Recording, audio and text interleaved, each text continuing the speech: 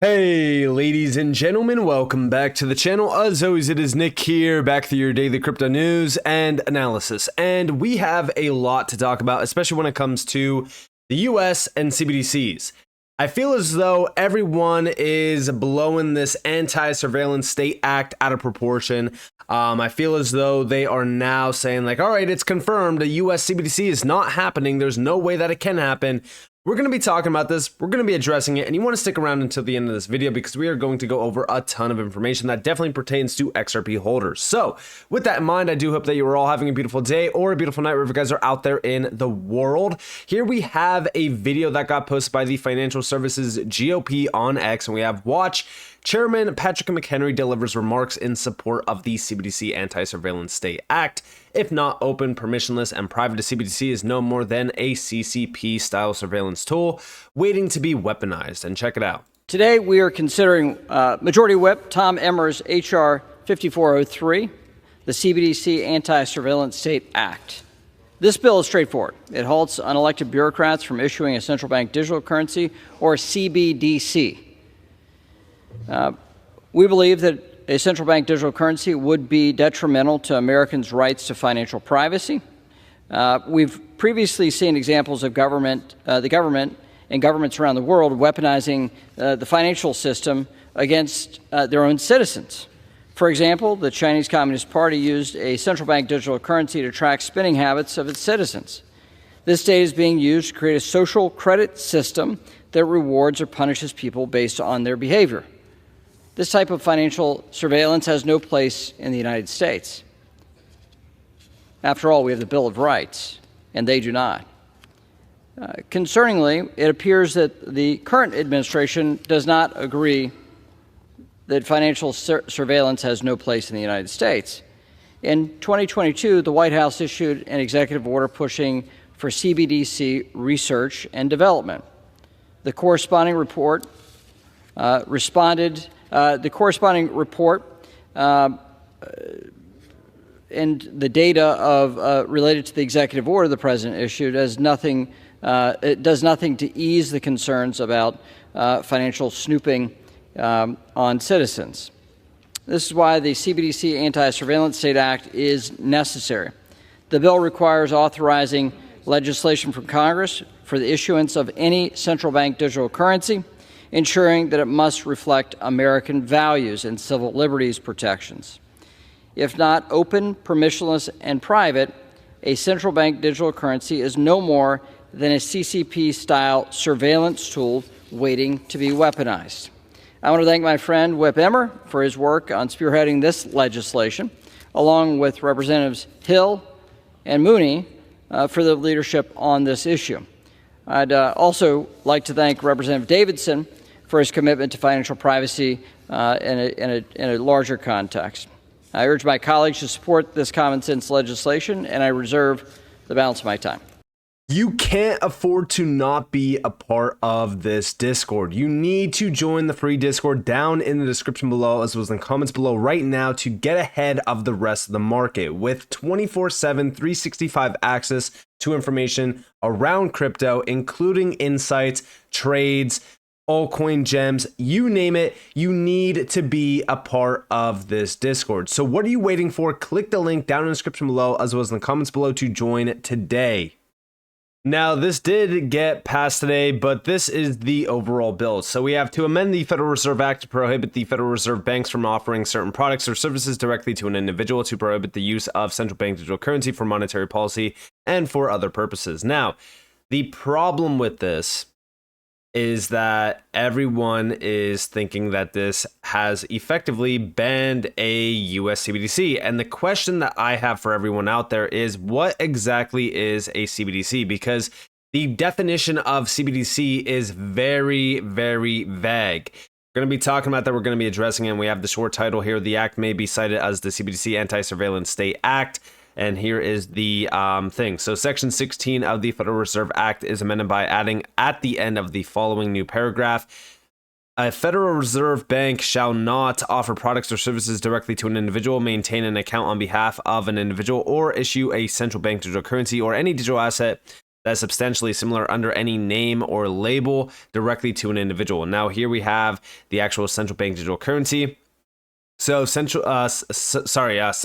16 of the Federal Reserve Act, as amended by Section 2, is further amended by adding at the end of the following new paragraph, a Federal Reserve bank shall not offer a central bank digital currency or any digital asset that is substantially similar under any other name or label indirectly to an individual through a financial institution or other intermediary. Subparagraph A may not be construed to prohibit any dollar-dominated or denominated currency that is open, permissionless, and private and fully preserves the privacy protections of United States coins and also physical currency. And then down here, we also have prohibition of the use of central bank digital currency for monetary policy. The Board of Governors of the Federal Reserve System and the Federal Open Market Committee shall not use any central bank digital currency or any digital asset that is substantially similar under any other name or label to implement a monetary policy. And ultimately speaking, this is where everyone is getting the idea that, oh, a CBDC must be banned in the US, right? Like, there's no way a CBDC is going to happen. Well, I quoted this post and I said, so basically US CBDC is still coming. The CBDC Anti-Surveillance Act just ensures that CBDCs fall in line with private cash. This confirms my thought process on the fact that we will have CBDCs and stablecoins. CBDCs for central bankers and stablecoins for retail. This is a big announcement, and it is realistically the beginning of what's coming. Now, I will say this, central bank digital currencies, central banks themselves, it's about roughly 10% of the total money supply. So central bank digital currencies could very well account for like about roughly 10%.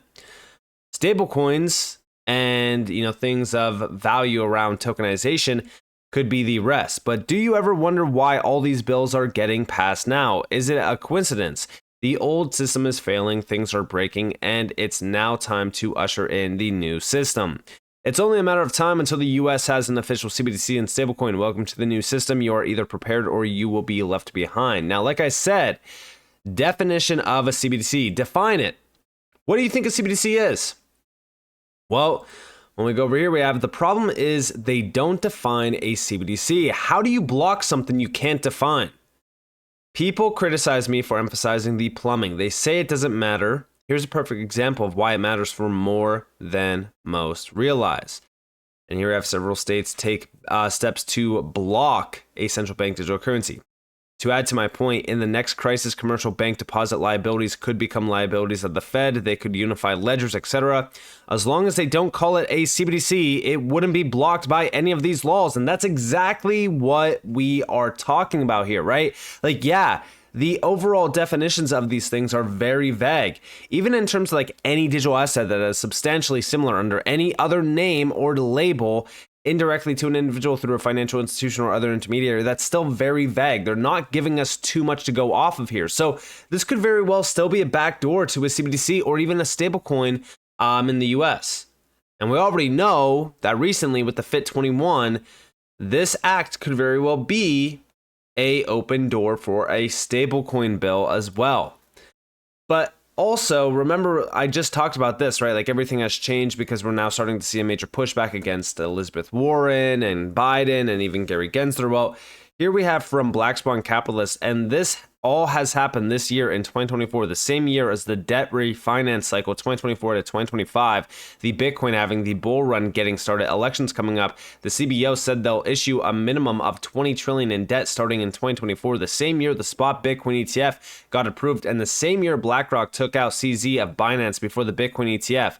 Dumb people, it must be a coincidence. This is all aligned. Everything that we are seeing right now is all aligned perfectly. The same exact reason why, like, as we look at a stablecoin, right? Guess who's launching a stablecoin? Oh yeah, that's right, Ripple. It's so funny, right?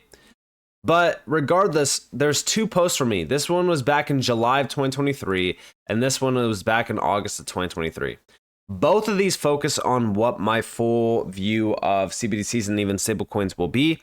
I said I strongly believe that we are headed in the direction of a non-reserve currency global financial system. We will see CBDCs decentralize the global economy combined with retail use of government-issued stablecoins. My thought process is that CBDCs will be primarily for wholesale and banks, while stablecoins will be retail-driven. Retail won't see/use CBDCs. we will be using stablecoins. And by the way, for all of those individuals out there, guess what? Stablecoins could still be programmed. So if we think that, oh, I'll just use a stablecoin and I won't be controlled at all, you're wrong. Stablecoins are just like central bank digital currencies. They can be programmed. This will be all driven and connected by private/public DLTs. Interoperability will be crucial for this new system, but also bridge currencies will 100% be needed as well. The days of reserve currencies will be behind us, where nations will be responsible for their own economic life cycle. If the US wants to destroy their economy, they can, but other nations shouldn't suffer too. This new system will allow this to become a reality. I know we focus on the negative ideas around CBDCs and this new system heavily, but there could also be a world where it's not so dystopian, which I do believe that there could be.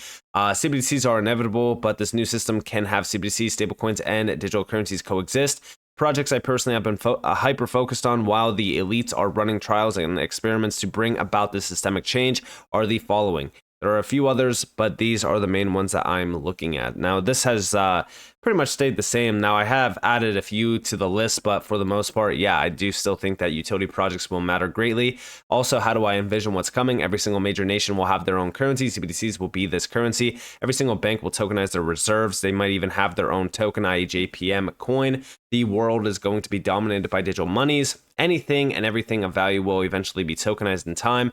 The biggest thing about the global financial system is that we are moving towards a world that is not dominated by currency controlled by one entity. Decentralization on a global scale is 100% needed. The US dollar has been a great example of why we should not have a reserve currency. The interesting thing about CBDCs is that they will eliminate the need for a reserve currency, but would 100% demand a decentralized bridge currency. Many believe this bridge currency will be XRP or even XLM due to the many documents out there. I believe there's a significant change coming where the world will be dominated by DLNs, distributed ledger networks, which we already have, like the regulated liability network in the US, which is also kind of very similar to like a DLN, but it's more so like controlled, it's permissioned. But regardless, I have whether or not it's XRP, XLM, etc. The world is changing. Everyone needs to realize that blockchain and DLT is fundamental to the change coming. The biggest thing to do is diversify into utility giants in this space and be patient enough to realize the vision. Now, outside of this, again, the whole idea on CBDCs and stablecoins is the exact reason why when we go over here to the CBDC platform by Ripple, this used to just say CBDCs. Okay, and I highlighted this back in 2023, actually, where they added CBDCs and stablecoins. They added the end stablecoins to this. Why?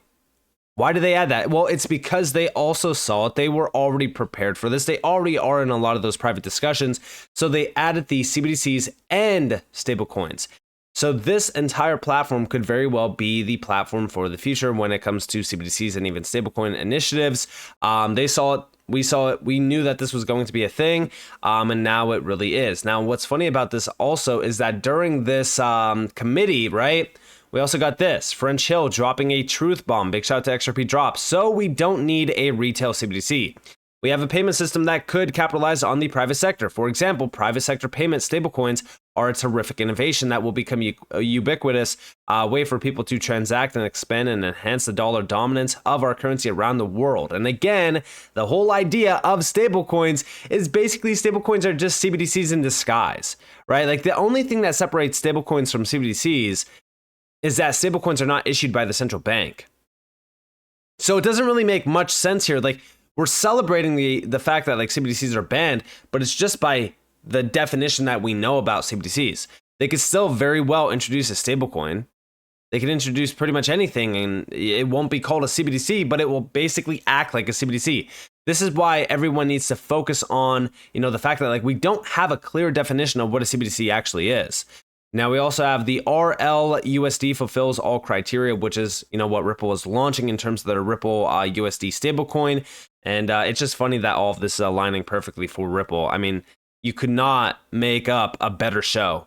So we don't need a retail central bank digital currency. We have a payment system that could capitalize on the private sector. For example, private sector payment stablecoins are a terrific innovation that will become ubiquitous way for people to transact and expand and enhance the dollar dominance of our currency around the world. There you guys have it. And again, as we really look at this, why do you think Ripple has been focused heavily on a stablecoin? Why do you think Ripple just out of nowhere says, hey, yeah, we're going to be launching a stablecoin? Like, this was April 4th. Now, almost like a full month and a half later, we have stablecoins becoming the big focus. It's kind of funny, right? It's kind of funny how all of this revolves around what Ripple has been doing, what they've been focused on. And it makes you wonder. It makes you wonder what's really going on behind closed doors.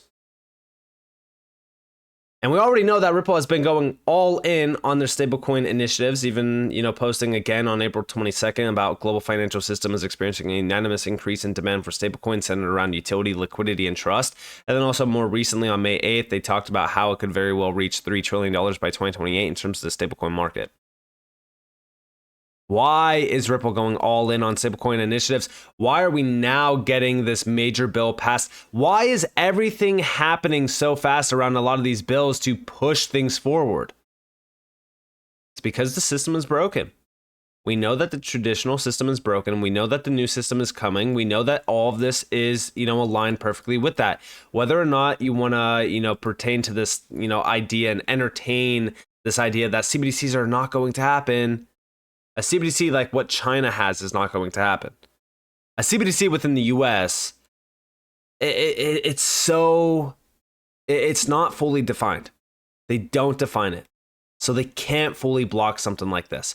They can block a China, like CBDC, but we're going to get something in disguise that is very well just like a CBDC.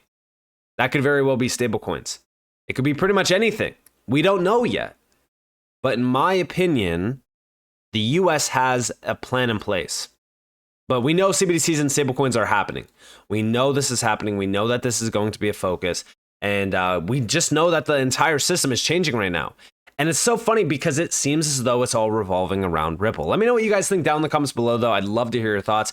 If you guys did enjoy the video, definitely leave a like, subscribe, turn notifications on because more free content. You guys are more than welcome to follow me on Twitter and join the free Discord in the description below. And with it being said, guys, it's been Nick. Thanks for watching. Peace out.